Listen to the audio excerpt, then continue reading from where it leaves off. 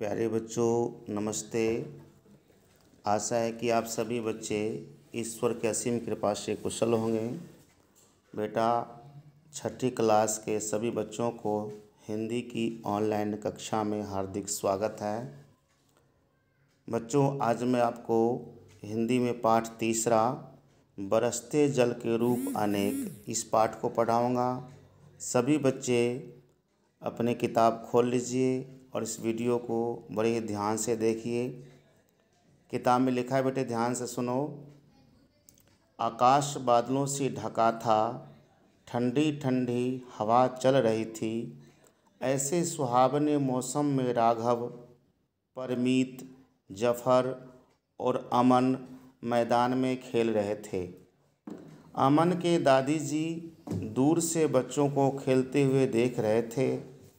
वे बहुत प्रसन्न थे कि सभी बच्चे आपस में मिलजुल कर खेल रहे हैं।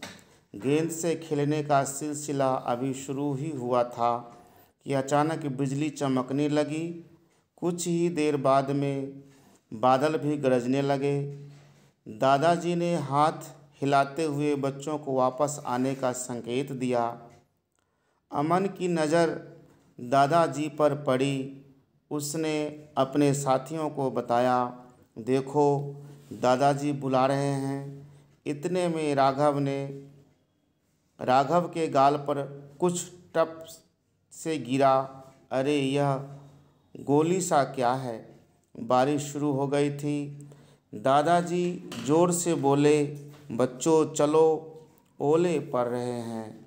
अमन, राघव, परमीत और जफर सिर पर हाथ रखे अमन के घर की ओर दौड़ पड़े। दादाजी ने चश्मा उतारा और वे बाहर बरामदे में ही अपनी आराम कुर्सी पर बैठ गए। दादाजी बोले, बच्चों आज बहुत दिन बाद ओले पड़े हैं। अच्छा हुआ तुम सब चले आए, नहीं तो सिर पर टपाटप होती। बच्चे दादाजी की बात सुनकर खिलखिलाकर हंस दिए। देखते ही देखते बरामदे के आगे का खुला स्थान ओलों से भर गया। राघव ने दादाजी से पूछा, दादाजी ये ओले क्या होते हैं? दादाजी मुस्कुराए और बोले, बच्चों वायुमंडल में विद्यमान जल की बूंदें झटके से उछलकर ऊपर चली जाती है। ऊपर की हवा बहुत ठंडी होती है। ये बूंदें वही जमकर ओले का रूप धारण कर लेती है। इसी प्रकार हवा के झोंके उन्हें और ऊपर उछाल देते हैं। इन ओलों के ऊपर बर्फ़ की और परतें जम जाती है। कुछ भारी होने पर ये ओले के नीचे की ओर गिरने लगते हैं। वाह दादाजी, मुझे तो यह मालूम ही नहीं था। सभी बच्चे बहुत खुश हुए। दादाजी ने बच्चों से पूछा, क्या तुमने पाला पड़ता देखा है? पाला? सभी बच्चे एक साथ बोले। दादाजी ने कहा, सर्दियों में तुमने देखा होगा कि खेतों में सुबह सुबह बर्फ़ की एक चादर सी दिखाई देती है। यही पाला है। जब ठंड अधिक पड़ने लगती है तब हवा में मौजूद भाप जम जाती है और बर्फ़ की चादर के रूप में दिखाई पड़ती है।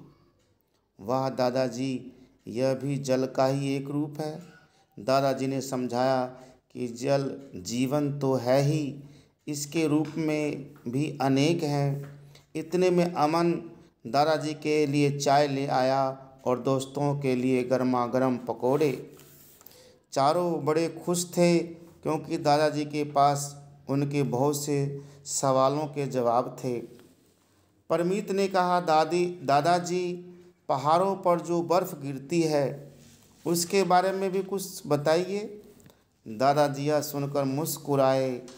दादाजी ने कहा, परमीत पहाड़ ऊंचाई पर होते हैं ना, सो वहाँ ठंड भी अधिक पड़ती है।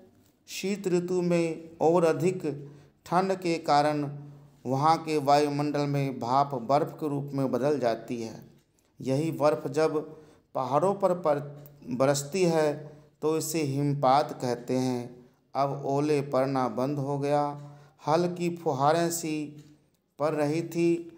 बच्चे ऐसे सुहावने मौसम में मज़े से पकोड़े खा रहे थे और बूंदों की ताल के संग उसका मन मयूर नाच रहा था।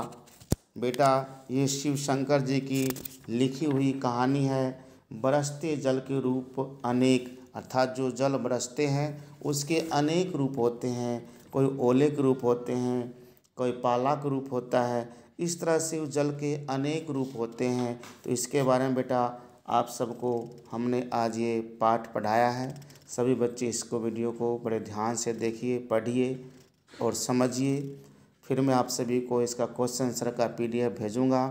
आप सभी इसमें से आंसर जो भेजेंगे आप अपने हिंदी कॉपी में लिख लें आंसर को, फिर मेरे पास चेक करवाने के लिए ज़रूर भेज दें। धन्यवाद।